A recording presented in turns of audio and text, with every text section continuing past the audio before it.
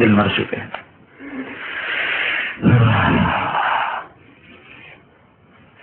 ایک ایک حدیث کے لیے ہزاروں میل کا سفر کیا صحابہ اور تابعین، ایک ایک حدیث کے لیے. اور بتاؤں، ایک آدمی آیا ایک محدث کے پاس کہ حضور مجھے فلاں حدیث چاہیے، آپ سنا دیجیے. حدیث سنی ہوئی ہے، یہ نہیں کہ حدیث معلوم نہیں، حدیث سنی ہے لیکن اس سے سننا چاہتا ہے جس نے براہ راست تابعی سے سنی ہے اور اس نے حضور سے، صحابہ سے، اس نے حضور سے سنی. یہ طلب ہے کہ میں اس منہ سے سنوں جس منہ نے تابعی سے سنا. یہ ہے، لیکن حدیث معلوم ہے، صرف اس سے سننا چاہتے ہیں. انہوں نے کہا بھائی میں تو مفت میں نہیں دیا کرتا، حدیث صرف ایک ہے اور بڑی زبردست حدیث، اس لیے ہم بھی آپ کو مفت میں نہیں سناتے. ہاں، اس نے کہا جی پھر کیا قیمت ہے؟ میں کہا 1 سال روزے رکھو پھر سناؤں گا. 1 سال روزے رکھو پھر سناؤں گا. نہیں، بہت اچھا. وہیں پھر 1 سال پورے روزے رکھے. پھر آئی اب تو سنا دو، ساری حدیث سنائی. نہیں سنتا ہے، ہمیں آدھا گھنٹہ تعلیم میں نہیں بیٹھا جاتا، وہ 1 سال ایک حدیث کی خاطر 1 سال روزے رکھتا ہے.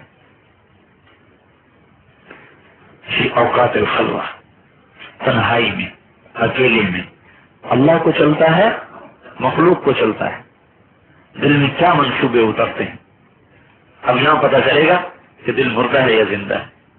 بیٹھا ہوا ہے تاجر کو دکان کا دھندا، اور نوجوان کو کوئی اپنے دھندے، تصورات، تخیلات، اور اللہ کی طرف کو طبیعت راغب نہیں ہو رہی. یہ دل کی موت کی علامت. ابو ریحانہ گھر میں آئے، سفر سے واپس ہے. بیوی کو دیکھا، بیوی انتظار میں بیٹھی تھی. 2 رکعت کی نیت باندھ کے کھڑے ہو گئے.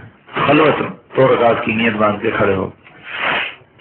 2 رکعت کو شروع کی، فجر کی اذان ہو گئی. مسجد کو جانے لگے تو بیوی کہنے لگی ابو ریحانہ تو نے زیادتی کی. کیا؟ تب میں ایک تو سفر میں گیا ہوا تھا، اللہ کے راستے میں دیر سے واپس آیا، پھر میں تیرے انتظار میں ساری رات جاگ کے گزار دی. میرا بھی یہ کوئی حق تھا تیرے اوپر؟ وہاں بھی تھکتے رہے، یہاں بھی کھڑے ہو کے تھکتے رہے، مجھے بھی تھکایا. ہمارا من کا نصیب، ہمارا کوئی حق نہ تھا. کہنے کے حق میں ادا کرتا اگر تو مجھے یاد رہتی. کمال ہے، میں تیرے پاس بیٹھی تجھے یاد کیسے نہیں ہے؟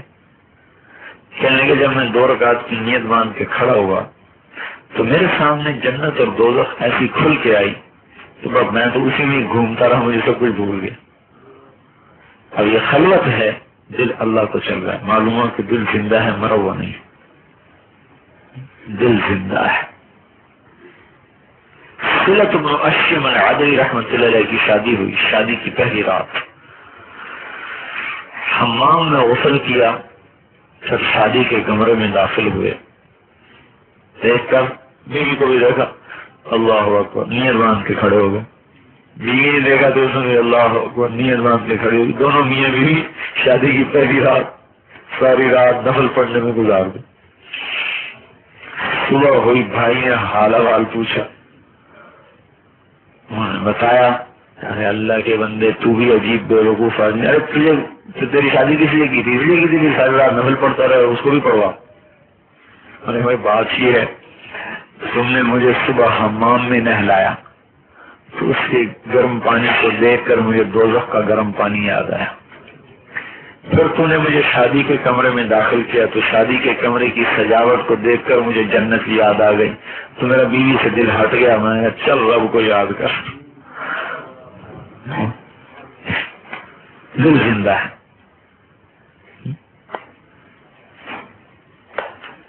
حضرت عائشہ فرماتی ہیں کہ حضور میرے پاس آ کر لیٹے، میرے لحاف میں لیٹ گئے. ارے چھوڑ عائشہ، میں تو اپنے رب کو یاد کروں.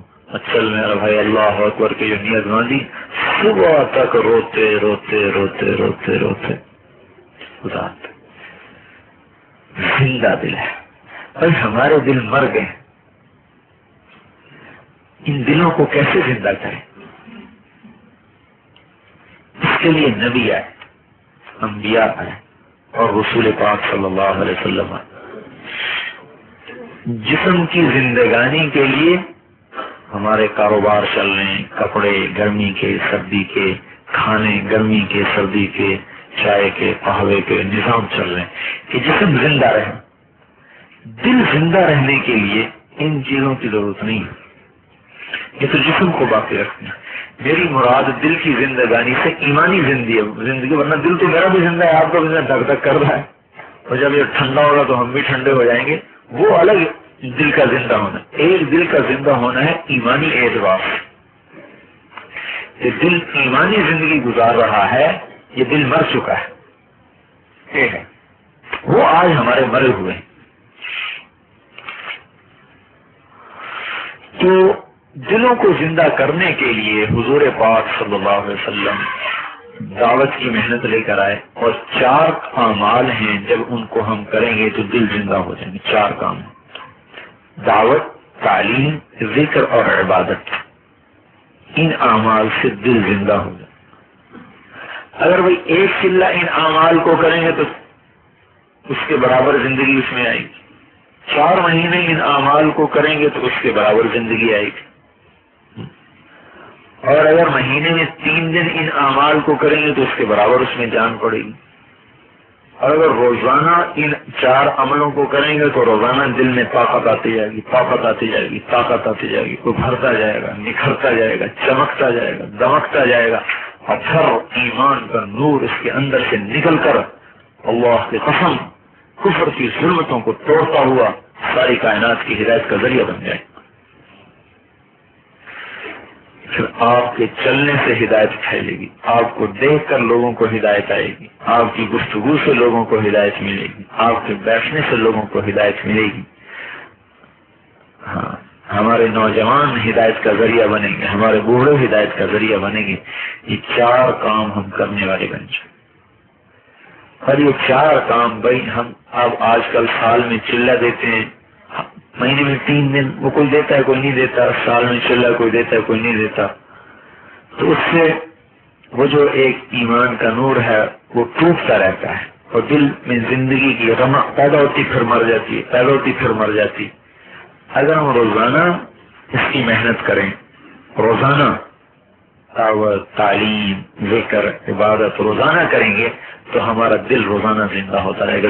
پھر جسم تو مر جائے گا اور دل کی دھڑکن بھی موت پر بند ہو جائے گی، لیکن دل نہیں مرے گا، دل زندہ ہے، ابھی اللہ کو چل رہا ہے، ابھی زندہ دل ہے، یہ مرا ہی نہیں ہے۔ یہ اپنی قبروں میں بھی موج اڑا رہے ہیں، قبر کی مٹی انہیں کھا نہیں سکتی، قبر کی مٹی انہیں کھا نہیں سکتی، یہ زندہ لوگ ہیں۔ مرتے ہی ہائے ہائے، ایک سفر میں آپ جا رہے تھے، ایک صحابی کی اونٹنی نے ٹھوکر کھائی تو وہ اونٹنی سے گرے اور انتقال ہو گیا۔ آپ نے کہا اس کے پیٹ سے کپڑا ہٹاؤ، کپڑا ہٹایا تو اس کے پیٹ پہ پتھر بنا ہوا تھا۔ آپ نے فرمایا جب یہ مرا ہے تو فوراً فرشتے جنت کے کھانے لے کر آ گئے، اس لیے مجھے خیال آیا کہ یہ بھوکا ہوگا، کپڑا ہٹایا تو پتھر بنا، اور یہ مرا نہیں ہے، اس کی اگلی زندگی شروع ہو گئی۔ ایک صحابی کی لاش لائی گئی، آپ ہنسے، وہ بڑا بدصورت تھا، کالا رنگ تھا۔ آپ نے کہا آہا، اللہ نے اسے بڑا خوبصورت کر دیا ہے، لقد حسن اللہ وجہ۔ غریب بھی تھا، آپ نے کہا کثر مالک، اس کے مال کو بھی اللہ نے کثرت سے کر دیا، طیب رائحہ تک اللہ نے اس کی خوشبو کو بھی عمدہ کر دیا۔